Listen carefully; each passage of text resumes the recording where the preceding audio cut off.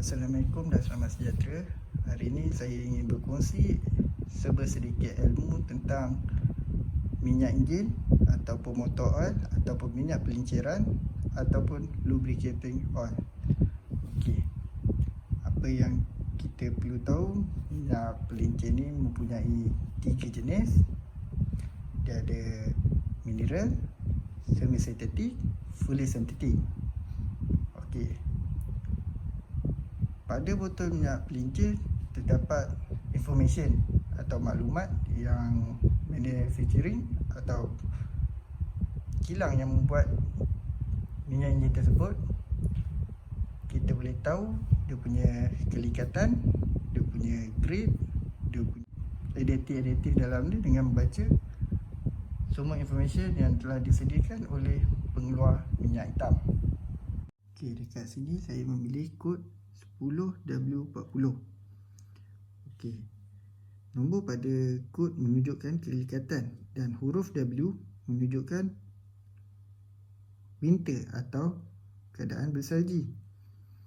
Nombor awal menunjukkan kelikatan minyak pada suhu sejuk, manakala nombor akhir menunjukkan kelikatan pada suhu panas. Minyak pelincir akan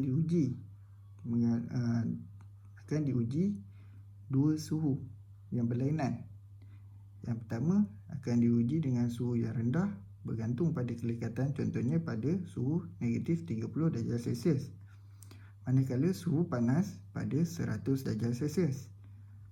Suhu sejuk menunjukkan semasa enjin hidup dalam keadaan sejuk. Suhu panas pula menunjukkan semasa enjin berada suhu operasi enjin. Okey, kalau kita tengok kat sini 10 ni semakin rendah nombor dia, semakin mudah mengalir dia punya minyak. Semakin tinggi nombor, semakin likat minyak dia. Okey, kalau kita tengok pula ada lagi tertulis SAE. SAE ni bermaksud Society of Automotive Engineers. SAE ini adalah salah satu organisasi yang mengawal grade dan kualiti minyak pelincir. Ia juga melaras semua grade, contohnya minyak enjin di US, grade 10W40, dengan di Malaysia, grade yang sama. Kelikatan minyak enjin di kedua-dua negara adalah sama.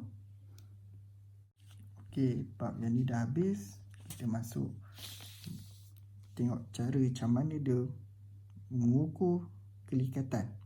Okey, saya ada lukis sedikit diagram. Dekat sini kita boleh tengok minyak enjin tu dipanaskan pada suhu 100 darjah Celsius dan dituangkan pada satu mesin untuk kita baca berapa pengaliran minyak tu. Ada mesin tu tak akan display nombor. Okey, nombor tu yang akan diletakkan pada botol minyak hitam. Untuk hot punya situation, dia punya minyak hitam grade 5 hingga 50 untuk macam ni kan, 10W40 kan. Okey, yang kat 40 tu 5 hingga 50.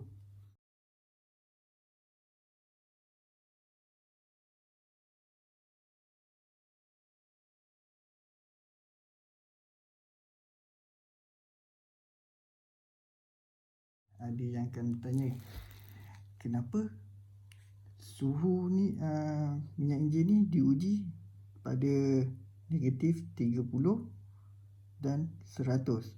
Okey, untuk negatif 30 ni biasanya di negara-negara yang mempunyai musim salji atau winter.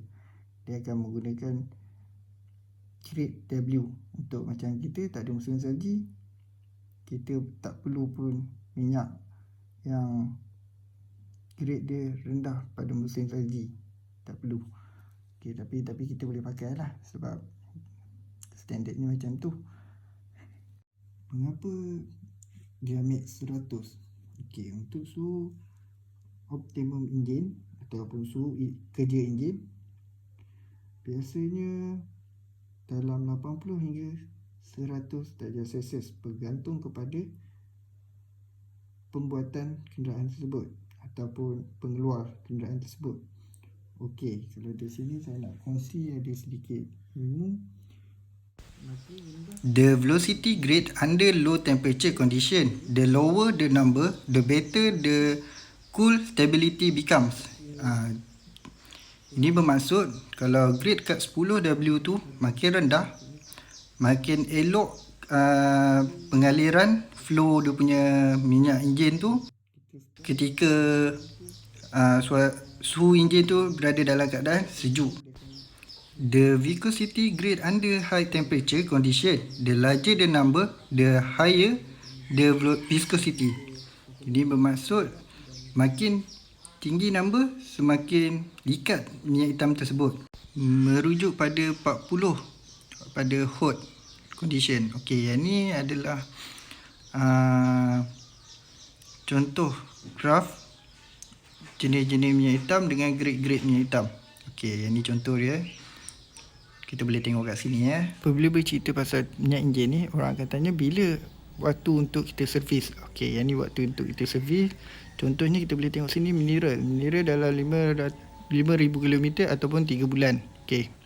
Yang ni waktu yang kita kena ikut. Yang mana sampai dulu ya. Okey, yang ni pula contoh manual book untuk kenderaan. Kalau kita boleh tengok situ warna kuning tu dia tulis recommended oil. Kita kena ikut yang itu. Okey, sekian, terima kasih.